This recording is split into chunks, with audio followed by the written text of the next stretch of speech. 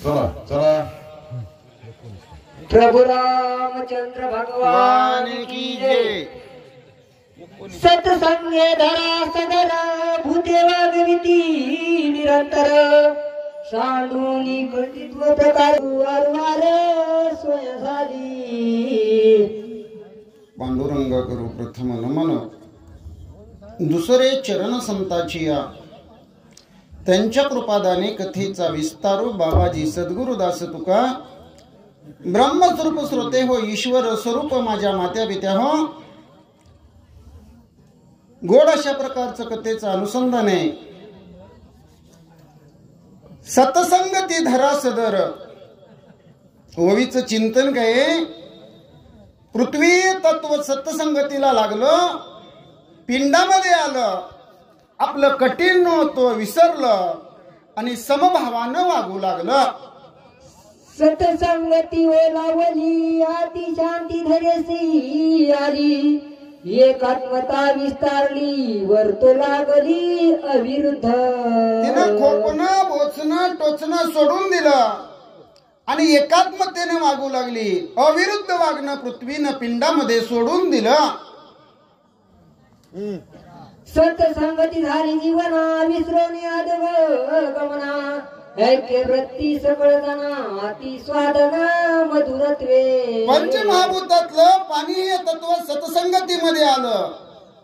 वास्तविक पाहता चिंतन काय चालू आहे। हनुमंत याची स्वारी नंदीग्रामावरती आलेली आहे। नंदीग्रामामध्ये काय स्थिती झालेली आहे, कसं सगळं नंदीग्राम परमार्थ असं स्वरूप झालेलं आहे, राम स्वरूप बनलेलं आहे। आणि पाणी तत्वाचं चिंतन चालू आहे। ते पाणी तत्व जे असणारं ब्रह्मांडामध्ये ते पिंडामध्ये आलं। पाण्याचं तत्व असतं खालाला धावे पाणी, पण ते पाणी खाली व्हायचं सोडून दिलं, शरीरामध्ये वर वाहू लागलं। कसं नाताच्या घरची उलटीच खून, पाण्याला मोठी लागली तहान। गाय देखो नि सज्जन निवरी देवनी जीवन। हरी पायी म्हणून उपेक्षण न करीची। पाणी असं कधी म्हणत नाही की गाई आहे सज्जन आहे पाणी प्यायला आली तिला पाणी प्राशन करू द्यावं, असं कधी म्हणतं का?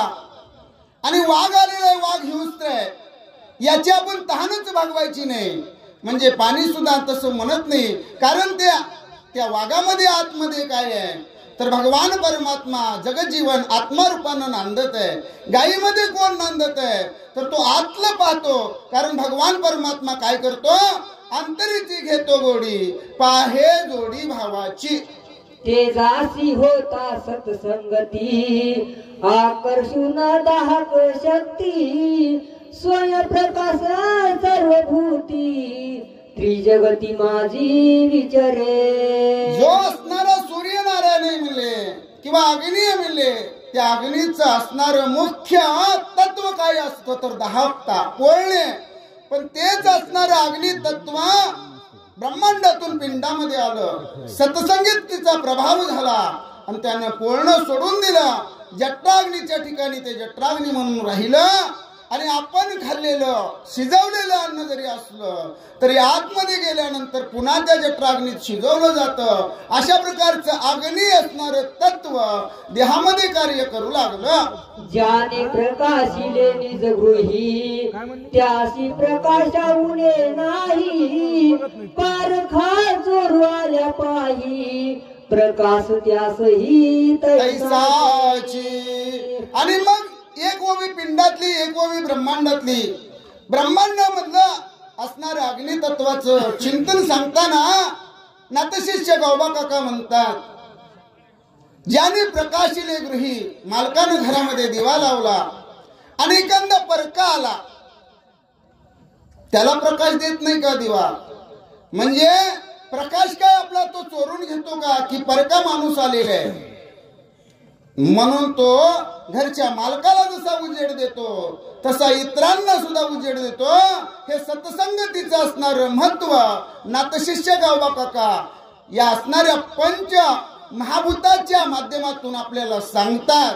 आता पंचमहाभूतासारखं या जगात दुसरं काहीच मोठं नाही, कारण या सृष्टीचा खेळ या पंचमहाभूतावर आहे. पण आपण स्वतःला मोठे समजतो. ही पंचमहाभूत सुद्धा संतांच्या संगतीमध्ये आल्यानंतर लीन होतात.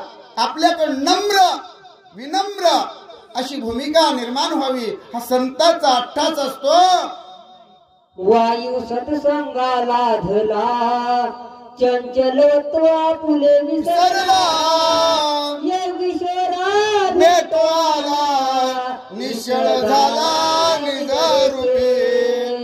जो असणारा वायू आहे म्हणले, जो ब्रह्मांडामध्ये निरंतर वाहतो, तो नंदीग्रामाच्या अवस्थेमध्ये संतांच्या संगतीमध्ये आला. तिथली काय अवस्था झाली तर त्याचं चंचलत्व त्यानं सोडून दिलं, निश्चळ झाला. आणि भगवंताचं जे असणारं निजरूप आहे, त्याची अंतरंगाची जी आत्म्याची चैतन्य अवस्था आहे, ती चैतन्य अवस्था जागृत ठेवण्याचं कार्य करू लागला. अशी असणारी वायुतत्वाची अवस्था सांगितली म्हणतात. विश्वरे तरी सर्व देही, पर्यासक्त नव्हे काही, सुवास दुर्वास न म्हणे काही, निसंग पाही विचारत. आणि असणारे वायुतत्व जे असणाऱ्या पिंडामध्ये म्हणले, आपला असणारा श्वासोच्छवास चालतो, त्या श्वासोच्छवासावर आपण जगतो.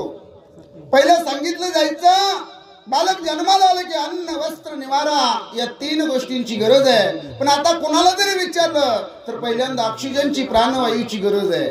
आणि आपला असणारा श्वासोच्छवास अष्टप्रहरामध्ये 21,600 वेळा चालतो. म्हणजे हे जे असणारं म्हणजे श्वसन आहे, म्हणजे आत घेणं असेल, बाहेर सोडणं असेल, घेतलेला श्वास आत साठवणं असेल, म्हणजे कुंभक, रेचक आणि पूरक या 3 अवस्थेतून हा आपला श्वासोच्छवास चालतो. आणि ओवीचं चरण काय म्हणतं, वारा कोणत्याही प्रदेशावरून वाहतो, मग चांगली बाग आहे तिथूनच जावं, एखादी घाण जागा आहे तिथून वारा जात नाही का, तर तोही समानतेने पाहतो आणि सगळ्यांच्या देहामध्ये जातो. एखादा देखणा असला तरी त्याच्याही शरीरामध्ये श्वास रूपाने जातो. एखादा मलिन असला त्याच्याही असणार, म्हणजे सज्जन असो दुर्जन असो, कुणाच्याही शरीरामध्ये तो अडकून राहत नाही. असं वायुतत्वाचं चिंतन नाथशिष्य गावबा काकांनी सांगितलं.